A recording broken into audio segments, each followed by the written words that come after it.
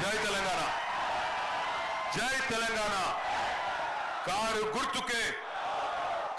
గుర్తుకే కేసీఆర్ గారి నాయకత్వం, మాగంటి సునీత గోపీనాథ్ గారి కారు గుర్తుకే.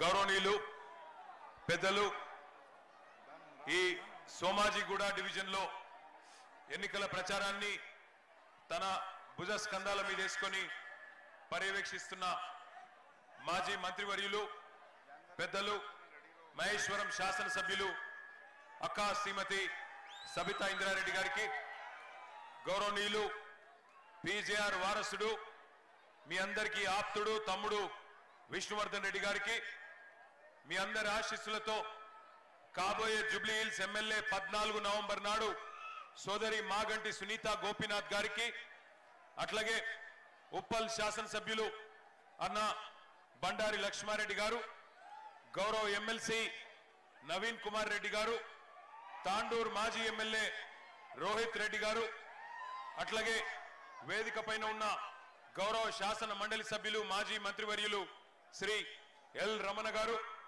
అట్లాగే సోదరుడు మల్కాజ్గిరి శాసనసభ్యుడు మరి రాజశేఖర్ రెడ్డి గారు, మాజీ కార్పొరేటర్ గారు తమ్ముడు మహేష్ యాదవ్ గారు, అట్లాగే శ్రీనివాస్ యాదవ్ గారు, అట్లాగే అప్పు ఖాన్ గారు हमारे डिवीजन के प्रेसिडेंट, సోదరుడు ప్రదీప్ చౌదరి గారు, సోదరుడు అంజిబాబు గారు, అట్లాగే వేదిక పైన ఉన్న మా తమ్ముళ్ళందరికీ పేరు పేరున, వేదిక ముందున్న మా అన్నదమ్ములకు ఆడబిడ్డలకు, అక్కడ ఎక్కడి దాకా అయితే కనుచూపు మేర ఉందో అక్కడి దాకా ఉన్న వెనుక దాకా అందరికీ పేరు పేరున హృదయపూర్వకంగా నమస్కారాలు, హృదయపూర్వకంగా మీ స్వాగతానికి హృదయపూర్వకంగా ధన్యవాదాలు.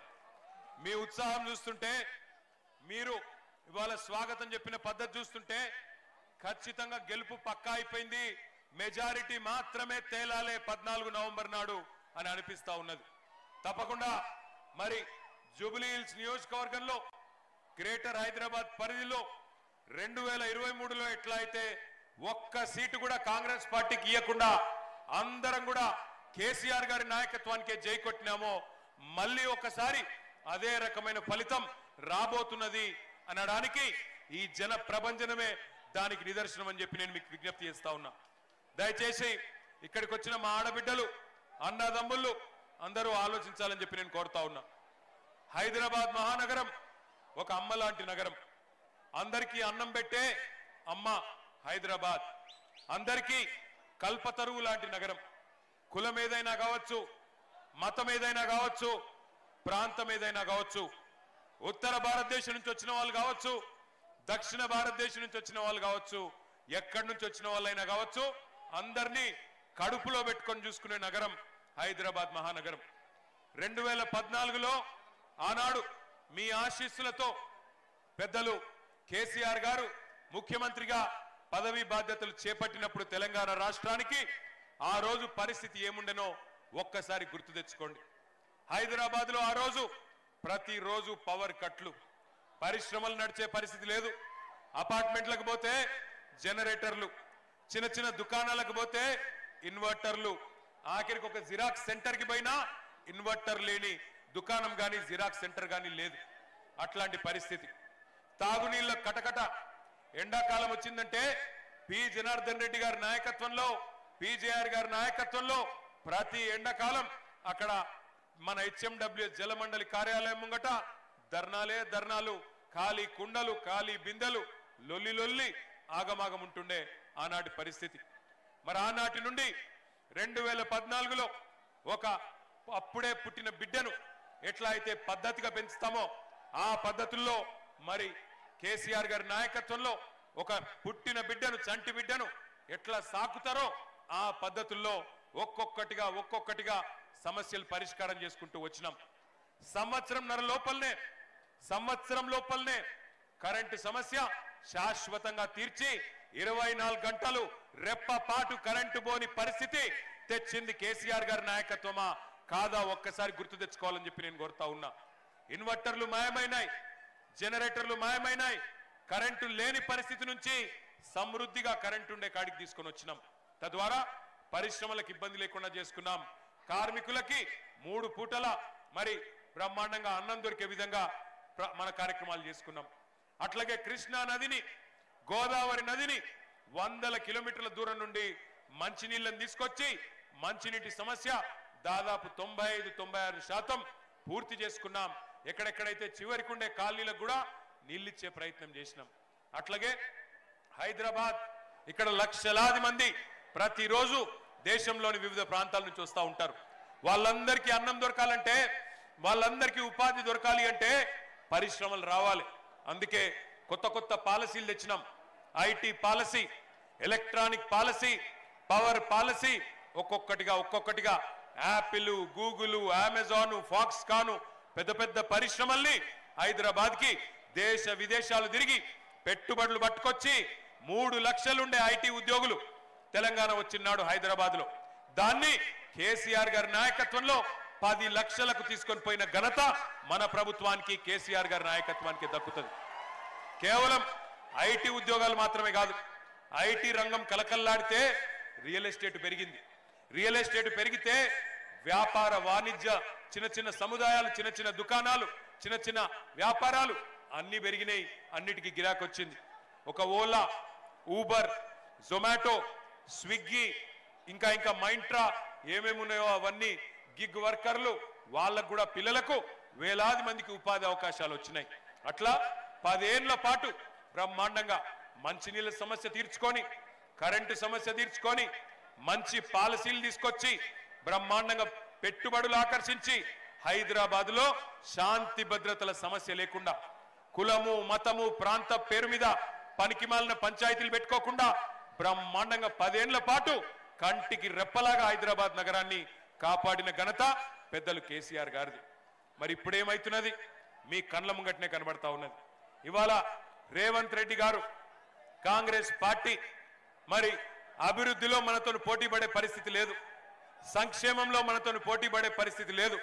అందుకే మడిలో ఉండే రైతును మోసం చేసినారు, బడిలో ఉండే పిల్లల్ని మోసం చేసినారు, గుడిలో ఉండే పూజారుల్ని మోసం చేసినారు, మసీదులో ఉండే ఇమాము మౌజన్లను మోసం చేసినారు, చర్చిలో ఉండే బిషప్లు, ఫాదర్లు, పాస్టర్లు వాళ్ళని మోసం చేసినారు. సబ్బండ వర్గాలు అందరినీ మోసం చేసి అడ్డగోలు హామీలు ఇచ్చి అరిచేతిలో వైకుంఠం చూపెట్టి అధికారంలోకి వచ్చినారు. మీకు అనుమానం వస్తుంది, అన్నా నువ్వు చెప్పేది నిజమేనా? మరి 2 ఏళ్ళైంది కదా, ఏం చెప్పిండ్రు కాంగ్రెస్ వాళ్ళు నిజంగా అని ఒక్కసారి మీకు గుర్తు చేయవలసిన బాధ్యత నా మీద ఉన్నది. ఇక అందుకే ఈ టీవీలు పెట్టినాం. ఎందుకు? మీకు వాళ్ళ మాటలు వాళ్ళ ద్వారానే మీకు వినిపించాలని చెప్పి ఒక్కసారి రేవంత్ రెడ్డి మాట్లాడిన మాటలు ఎన్నికలకు ముందు అడ్డగోలు హామీలు ప్లే చేయాలని చెప్పి కోరుతా ఉన్నా.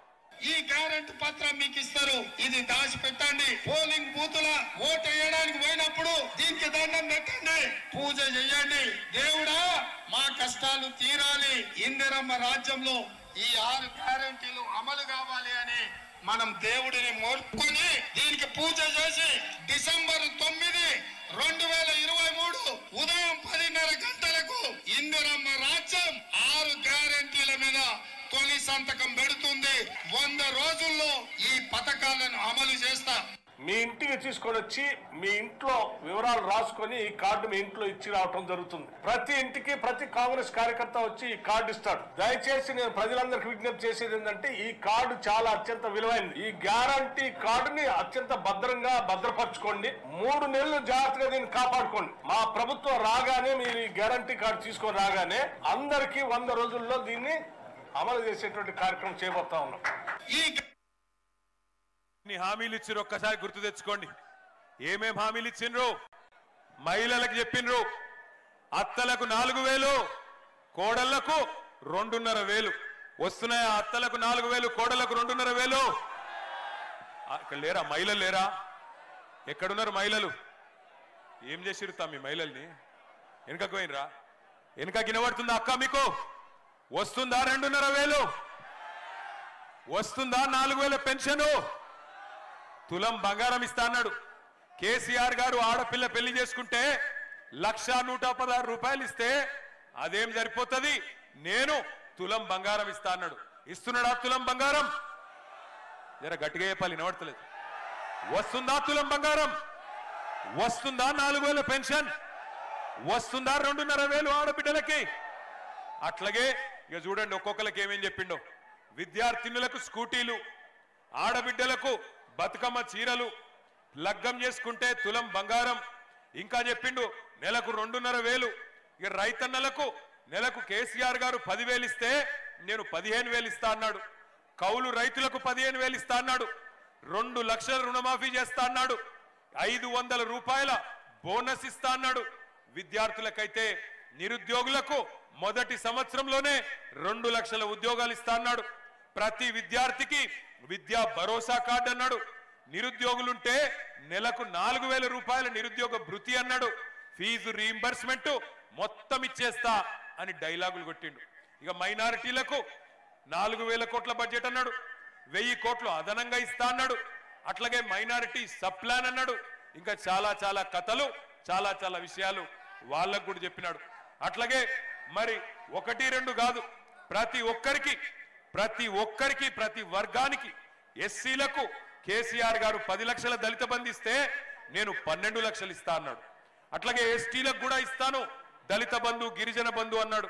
అట్లాగే బీసీలకు 42% రిజర్వేషన్లు మాత్రమే కాదు, 42% ప్రభుత్వ కాంట్రాక్ట్లలో కూడా మీకు ఇచ్చే బాధ్యత నాది, విద్యలో, ఉపాధిలో, ప్రభుత్వ కాంట్రాక్ట్లలో అని ఊదరగొట్టిండు.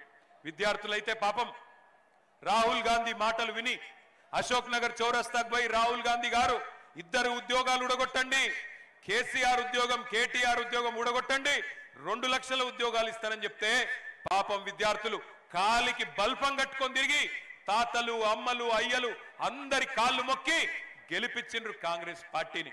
ఇవాళ వాళ్ళే ఇక్కడ మనకు అనుకూలంగా కాంగ్రెస్ కు వ్యతిరేకంగా జూబ్లీహిల్స్ నియోజకవర్గంలో ప్రచారం చేస్తా ఉన్నారు. విద్యార్థులకు చెప్పిండు 5 లక్షల విద్యా భరోసా కార్డు అని. కానీ ఇవాళ పరిస్థితి ఏందో తెలుసా మీకు? మొత్తం రాష్ట్రంలోని MBA కాలేజీలు, డిగ్రీ కాలేజీలు, MCA కాలేజీలు, ప్రొఫెషనల్ కాలేజీలు మొత్తం బంద్ పెట్టిండ్రు. ఎందుకు? అప్పుడెప్పుడో స్వర్గీయ డాక్టర్ వైఎస్ రాజశేఖర్ రెడ్డి గారు ప్రవేశపెట్టిన ఫీజు రీయింబర్స్మెంట్ పథకం ఇవాళ తుంగలో దొక్కుతున్నాడు రేవంత్ రెడ్డి. 8,000 కోట్లు మన్నించాలి, 10,000 కోట్లు ఇవాళ ఆ విద్యా సంస్థలకు బకాయి పడ్డాడు. కట్టుమంటే కడతలేడు.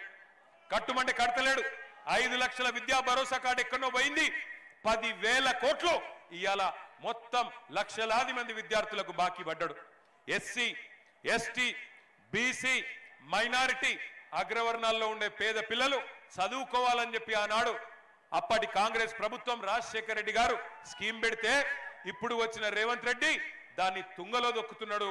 10,000 కోట్లు బాకీ ఉంటే ఇవాళ కాలేజీలో పోయి బాకీ అడిగితే ఏం చేస్తారా, నన్ను కోసుక తింటారా అని ఇవాళ డైలాగులు కొడుతున్నాడు. డైలాగులు కొట్టుడే కాదు, కాలేజీలను బ్లాక్ మెయిల్ చేస్తున్నాడు. విజిలెన్స్ దాడులు చేపిస్తా, నీ మీద కాలేజీల మీద విజిలెన్స్ దాడులు చేపిస్తా, కాలేజీలు మూపిస్తా అని ఇవాళ బెదిరిస్తా ఉన్నాడు రేవంత్ రెడ్డి. 5 లక్షల భరోసా కార్డు ఎక్కడో పోయింది. కాలేజీలకు భరోసా లేదు, విద్యార్థులకు భరోసా లేదు, వాళ్ళ భవిష్యత్తుకు భరోసా లేదు. లక్షలాది మంది తల్లిదండ్రులకు ఇలా కంటి నిండా నిద్రలేని పరిస్థితి తెచ్చిండు రేవంత్ రెడ్డి. ఒక్కసారి ఆలోచించమని కోరుతున్నా. లక్షలాది మంది పిల్లలకు ఫీజు కట్టనోడు జూబ్లీహిల్స్ అభివృద్ధి చేస్తారంటే నమ్ముదామా? లక్షలాది మంది పిల్లలకు ఫీజు రీయింబర్స్మెంట్ ఇయ్యనోడు జూబ్లీహిల్స్ లో అభివృద్ధి చేస్తా ఓటేయండి అంటే నమ్ముదామా? అట్లాగే ఉద్యోగులకు చెప్పిండు కథలు. కొత్త PRC ఇస్తా, మీ DL ఇస్తా, కేసీఆర్ ఇచ్చిన దానికంటే ఎక్కువ ఇస్తా అని ఉద్యోగులకు చెప్పిండు. ఇవాళ ఉద్యోగులందరికీ గత 2 ఏళ్లుగా వేధించక తింటున్నాడు. ఒక్క DA ఇయ్యలే, PRC దిక్కు లేదు, ఉద్యోగుల మాట గాని ఉద్యోగ భద్రత గురించి గాని పట్టి లేదు. వాళ్ళను కూడా పక్కకు పెట్టిండు. ఆఖరికి ఎంత ఘోరం అంటే ఈ ఎల్లారెడ్డిగూడ ప్రాంతంలో, సోమాజిగూడలో, శ్రీనగర్ కాలనీలో చాలా మంది రిటైర్డ్ ఉద్యోగులు, పెన్షనర్లు ఉంటారు. వాళ్ళ పరిస్థితి ఎంత దయనీయంగా మారింది అంటే ఈరోజు రిటైర్డ్ ఉద్యోగి ఎట్లుంటారు? రిటైర్డ్ ఉద్యోగులు అంటే జీవితం అంతా కష్టపడి పనిచేసి ఆ GPF, గ్రాట్యుటీ, ఇంకా వాళ్ళకి ఏవైతే బెనిఫిట్స్ రావాలనో వాటి కోసం ఎదురు చూస్తూ ఉంటారు. ఒక్కొక్కరికి 30 లక్షలు, 40 లక్షలు వచ్చేది ఉంటుంది. ఇలా అవి కూడా 2 ఏళ్ల నుంచి ఇస్తలేడు రేవంత్ రెడ్డి. పిల్లల పెళ్లిళ్ళు చేయాలి, పిల్లలకు ఎడ్యుకేషన్ లోన్లు ఉంటే కట్టాలి, ఇంటి మీద EMIలు ఉంటే కట్టాలి. పాపం ఎదురు చూస్తూ ఉన్నారు. 2 ఏళ్లకెళ్ళి చకోర పక్షి లెక్క చూస్తున్నారు. చూసి గుండెలాగిపోతున్నాయి ఇవాళ రిటైర్డ్ ఉద్యోగులై. కానీ రేవంత్ రెడ్డి మనసు కరుగుతలేదు. రిటైర్డ్ ఉద్యోగులకు కూడా నేను ఇయ్యపో అంటున్నాడు. ఇవాళ కాలేజ్ వాళ్ళు ఫీజు అడిగితే వాళ్ళని బెదిరిస్తాడు, నిరుద్యోగులు ఉద్యోగాలు అడిగితే వాళ్ళని బెదిరిస్తాడు, ఉద్యోగులు డిఏలు అడిగితే బెదిరిస్తాడు, రిటైర్డ్ ఉద్యోగులు బెనిఫిట్స్ అడిగితే బెదిరిస్తాడు. ఇవాళ నేను అడుగుతా ఉన్నా, నువ్వు నడుపుతున్నది సర్కారా లేక నువ్వు నడుపుతున్నది రౌడీ దర్బారా? ఇంతమందిని బెదిరించి ఏం సాధిస్తావు రేవంత్ రెడ్డి అని నేను అడుగుతా ఉన్నా. అట్లాగే నేను ఒక్క మాట మిమ్మల్ని కూడా ఆలోచించమని అడుగుతున్నా. నీతి వాక్యాలు చెప్తున్నాడు రేవంత్ రెడ్డి. నిన్న మొన్న చూసిన నేను ఉద్యోగాల పత్రాలు ఇచ్చే కేసీఆర్ గారి టైంలో పరీక్షలు పెడితే ఈయన పత్రాలు ఇచ్చుకుంటూ పోయి అక్కడ మాట్లాడుతున్నాడు. ఉద్యోగులు మీరు మంచిగా చూసుకోవాలి, తల్లిదండ్రిని చూసుకోకపోతే మీ జీతంలోకి వెళ్ళి 15% కటింగ్ పెడతా అని డైలాగులు కొడుతున్నాడు రేవంత్ రెడ్డి గారు. నేను రేవంత్ రెడ్డి గారిని అడుగుతున్నా, అయ్యా మరి రిటైర్డ్ ఉద్యోగులు వాళ్ళు కూడా నీకు తల్లిదండ్రులు లాంటి వాళ్ళే కదా, వాళ్ళు నీ ప్రభుత్వానికి పనిచేసిన వాళ్ళే కదా, మరి వాళ్ళకి ఇవ్వాల నువ్వేదైతే బెనిఫిట్స్ ఇవ్వకుండా ఆగం చేస్తున్నారో మరి నీ జీతంలోకి వెళ్ళి కూడా కోత పెట్టాలనా లేదా చెప్పాలని చెప్పి నేను కోరుతా ఉన్నా. రిటైర్డ్ ఉద్యోగులకు రూపాయి ఇయ్యనోడు, రిటైర్డ్ ఉద్యోగులను పెద్ద మనుషులను పెన్షనర్లను సతాయించేటోడు జుబ్లీహిల్స్ అభివృద్ధి చేస్తాడంటే నమ్ముదామా? ఆలోచించమని చెప్పి నేను కోరుతా ఉన్నా. నిన్న మొన్న తిరుగుతున్నాడు జుబ్లీహిల్స్ లో, ఇన్ని రోజులు ఏదో ఉద్ధరించినట్టు ఇప్పుడు ఉద్ధరే మాటలు చెప్తున్నాడు రేవంత్ రెడ్డి. ఒక్క ఛాన్స్ ఇవ్వండి, ఒక్క ఛాన్స్ ఇవ్వండి అని బతిమలాడుతున్నాడు. నీకు ఒక్క ఛాన్స్ ఇచ్చినందుకే కదా రాష్ట్రాన్ని దివాలా తీయించినావు, నీకు ఒక్క ఛాన్స్ ఇచ్చినందుకే కదా 700 మంది రైతులు ఆత్మహత్యలు చేసుకున్నట్టు చేసినావు, నీకు ఒక్క ఛాన్స్ ఇచ్చినందుకే కదా 161 మంది ఆటో డ్రైవర్లు ఆత్మహత్యలు చేసుకునే పరిస్థితి తెచ్చినావు, నీకు ఒక్క ఛాన్స్ ఇచ్చినందుకే కదా కేసీఆర్ గారి టైంలో అద్భుతంగా నడిచిన 1000 గురుకుల పాఠశాలలు ఇవాళ మూలకు పడే పరిస్థితి తెచ్చినావు, నీకు ఒక్క ఛాన్స్ ఇచ్చినందుకే కదా 100 మంది గురుకుల విద్యార్థులు ఆత్మహత్య చేసుకునే పరిస్థితి తెచ్చినావు, నీకు ఒక్క ఛాన్స్ ఇచ్చినందుకే కదా ఇవాళ హైదరాబాద్ లో రియల్ ఎస్టేట్ నాగం చేసినావు, ఇవాళ నీకు ఒక్క ఛాన్స్ ఇచ్చినందుకే కదా హైడ్రా పేరు మీద మొత్తం బస్తీలలో ఉండే ఇల్లు గులగొడుతున్నావు, నీకు ఒక్క ఛాన్స్ ఇచ్చినందుకే కదా రాష్ట్రం ఇవాళ ఉరుకులు పరుగుల మీద పెరుగుతున్న రాష్ట్రాన్ని ఆఖరి స్థానంలో నిలబెట్టినావు. గుర్తు తెచ్చుకోమని నేను కోరుతా ఉన్నా. ఇందిరమ్మ రాజ్యం, ఇందిరమ్మ రాజ్యం, నా కోట్లేయండి నా కోట్లేయండి అని చెప్పి, తులం బంగారం అని చెప్పి, నెలకు 2,500 అని చెప్పి, 4,000 పెన్షన్లు అని చెప్పి, వికలాంగులకు 6,000 పెన్షన్లు అని చెప్పి అందరినీ మోసం చేసి ఆఖరికి ఇందిరమ్మ రాజ్యం అంటే ఇండ్లు గులగొట్టుడే ఇందిరమ్మ రాజ్యం అన్నట్టు దుర్మార్గంగా వ్యవహరిస్తున్న మాట వాస్తవం కాదా? ఒక్కసారి మీరు కూడా చూడండి ఏ రకంగా హైడ్రా భూతం ఇవాళ గరీబోళ్ళ ఇండ్లు గులగొడుతున్నదో ఒక్కసారి చూడమని చెప్పి నేను కోరుతా ఉన్నా.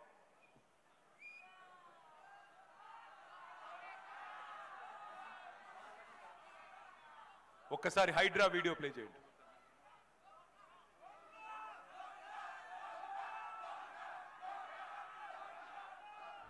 ఇచ్చేది వాళ్ళు, కూల్చేది వాళ్ళు, చంపేది కూడా వాళ్ళైతే బాగుంది, చంపేయండి వదిలిపోద్ది.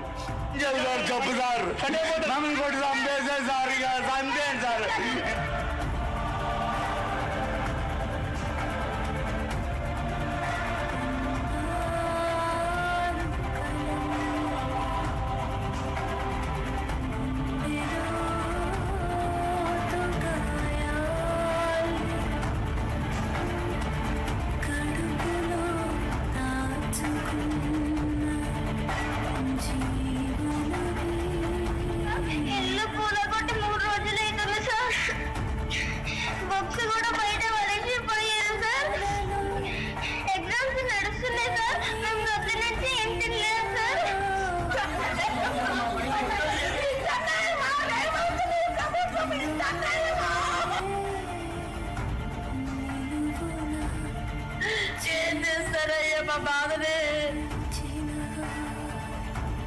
ఉన్నాయి 30 సంవత్సరాల బట్టి నుంచి ఇక్కడ ఉంటున్నాం కదండి, మేము ఎక్కడ వెళ్ళిపోవాలి, ఎక్కడ ఉండాలి చెప్పండి? చిన్న చిన్న పిల్లలు పెట్టుకుని ఉంటున్నాం సార్, బెదిరిస్తున్నారు సార్, మేము ఎక్కడికైనా వెళ్ళిపోవాలి.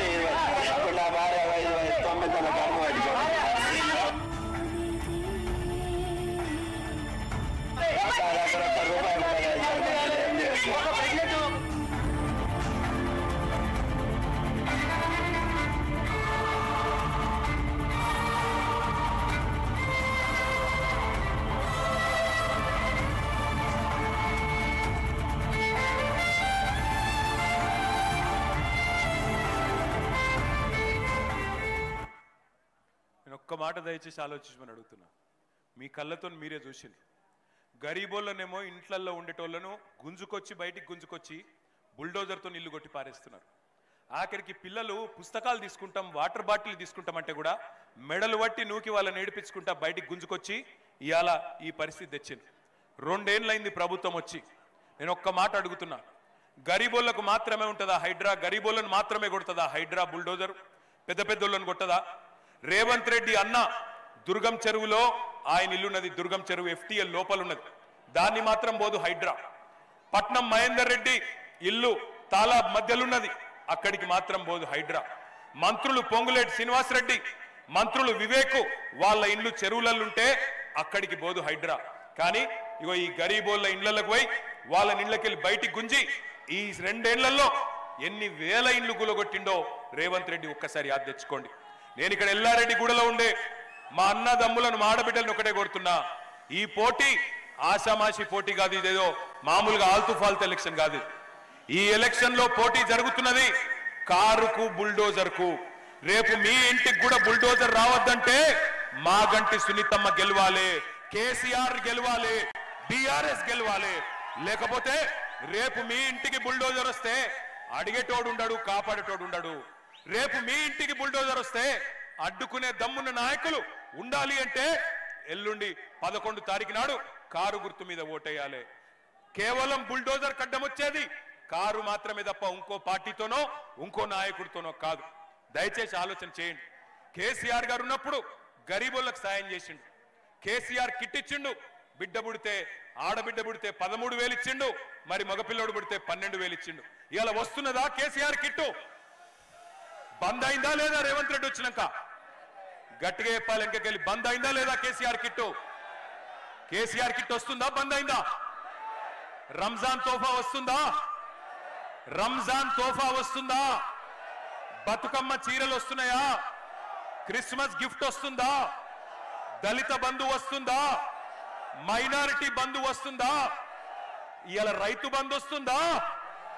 మరి ఇన్ని బంధు పెట్టి ఏం చేస్తావు రేవంత్ రెడ్డి అని అడుగుతున్నా నేను. ఇన్ని బంధు పెట్టినోడు రేపటి రోజున మీ జూబ్లీ హిల్స్ అభివృద్ధి చేస్తా అంటే, జూబ్లీ హిల్స్ ఏదో చేస్తా అంటే నమ్మి మోసపోదామా? 2 ఏళ్ల కిందటనే 420 హామీలు ఇచ్చి అడ్డగోలు మాటలు చెప్పి గద్దెనెక్కి ఇవాళ 2 ఏళ్లలో ఒక్క గ్యారంటీ కూడా పూర్తి చేయలే. ఏమన్నంటే ఫ్రీ బస్సు చేసిన కదా అంటాడు. నేను ఒక్క మాట అడుగుతున్నా, ఫ్రీ బస్సు అంటే మహిళలకేమో ఫ్రీ బస్సు, ఇంట్లో ఉండే మహిళకు ఫ్రీ బస్సు, మరి ఇంట్లో ఉండే మగ ఆయనకు డబుల్ టికెట్. ఇక అదేం ఫ్రీ బస్సు పాడైంది? మొగళ్ళకేమో డబుల్ టికెట్, డబుల్ రేటు, అదే మళ్ళీ మహిళకు ఫ్రీ అట. అంటే కుడి చేత్తో ఇచ్చుడు, ఎడమ చేత్తో తీసుకున్నాడు, అది ఎట్లా ఫ్రీ అవుతుంది? ఆలోచించండి. ఇంకొక మాట కూడా నేను అడుగుతున్నా, కేసీఆర్ గారు ఉన్నప్పుడు హైదరాబాద్ లో ప్రతి బస్తీలో, ప్రతి ఇంటిలో, ప్రతి అపార్ట్మెంట్ లో 20,000 లీటర్లు ఉచితంగా మంచినీళ్ళు ఇచ్చిండు. ఇవాళ అదే మంచినీటికి రేవంత్ రెడ్డి ప్రభుత్వం వచ్చినాక బిల్లులు వస్తున్నాయా లేవా? బిల్లులు వస్తున్నాయా లేవా? వస్తున్నాయా లేవా? వస్తున్నాయి. మీకు తెలియదు, GHMC అయిపోగానే ఒక్కొక్కరికి వేల రూపాయల బిల్లులేసి మళ్ళొక్కసారి ఉచిత మంచినీటి పథకాన్ని రద్దు చేసే ప్రయత్నం చేస్తున్నాడు రేవంత్ రెడ్డి. ఆలోచించండి. నేను ఇక్కడికి విచ్చేసిన మా ఆడబిడ్డల్ని, అన్నదమ్ముల్ని కోరేది ఒకటే, ఈ పోటీ ఏదో ఆషామాషి పోటీ కాదు. ఈ ఎన్నిక 4 కోట్ల మంది తెలంగాణ ప్రజలు జూబ్లీ హిల్స్ దిక్కే చూస్తున్నారు. 4 లక్షల మంది ఓటర్లు ఉన్నారు జూబ్లీ హిల్స్ లో. మీ 4 లక్షల మందికి 4 కోట్ల మంది తరపున తీర్పునిచ్చే ఒక అవకాశం వచ్చింది. 10 ఏళ్ల అభివృద్ధికి 2 ఏళ్ల అరాచకానికి మధ్యన జరుగుతున్న పోటీ ఇది. 10 ఏళ్ల వికాసానికి 2 ఏళ్ల విధ్వంసానికి మధ్యన జరుగుతున్న పోటీ. 10 ఏళ్ల సంక్షేమానికి 2 ఏళ్ల సంక్షోభానికి మధ్యన జరుగుతున్న పోటీ ఈ పోటీ. ఈ పోటీలో తీర్పు చెప్పాల్సింది మీరు. మీరే జడ్జిలు, మీరే న్యాయ నిర్ణేతలు. ఎవరి పరిపాలన సరిగ్గుండే? 10 ఏళ్ల కేసీఆర్ పరిపాలన బాగుండేనా? 2 ఏళ్ల కాంగ్రెస్ పరిపాలన బాగుందా? దాని మీద తీర్పు చెప్పవలసిందిగా మిమ్మల్ని అందరినీ నేను కోరుతా ఉన్నా. 11 తారీఖు నాడు దయచేసి నేను మిమ్మల్ని కోరేది, మీరు హైదరాబాద్ లో మన వాళ్ళు ఓట్లకు తక్కువ వస్తారు, ఓట్లకు రారు. చదువుకున్న వాళ్ళు అయితే అసలుకే రారు. ఎందుకు అంటే ఏమైతుంది నా ఒక్కలో ఓటుతున్నా అనుకుంటారు.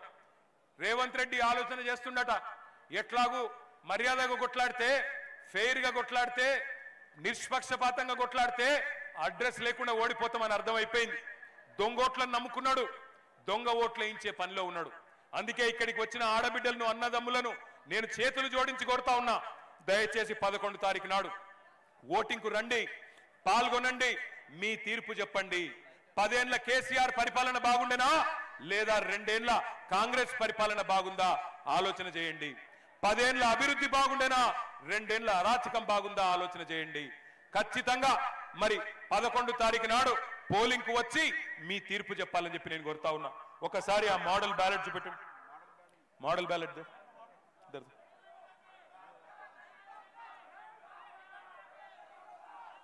ఇగో బ్యాలెట్ ఇట్లా ఉంటది. 4 డబ్బాలు ఉన్నాయి. ఆ 4 ఇట్లా మొదటి బ్యాలెట్ల మొదటి ఈవీఎంలో 3వ నంబర్లో కారు గుర్తున్నది. మాగంటి సునీత గోపీనాథ్ గారి కారు గుర్తున్నది. तीसरे नंबर पे है कार, तीसरे नंबर पे है कार, थोड़ा कस के बोलना, बाकी सब बेकार. तीसरे नंबर पे है कार.